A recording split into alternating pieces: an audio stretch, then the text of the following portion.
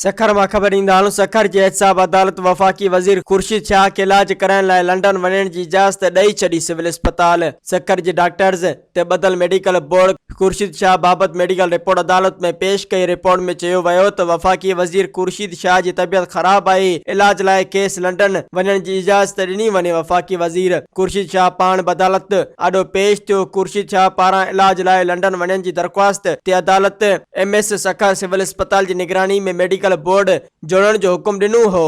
वफ़ाक़ी वज़ीर खुर्शीद शाह संदसि ॿिनि घर वारनि ऐं ॿिनि पुटनि समेत ॿियनि ख़िलाफ़ आमदनी खां वधीक सस ठाहिण जे केस में नेब जी जांच हलंदड़ आहे। मज़ीद ख़बरनि ऐं तफ़सीलात लाइ विज़िट कयो असांजी वेबसाइट www.awamiNewsHD.com ऐं ॾिसंदा रहो अवामी न्यूज़ HD।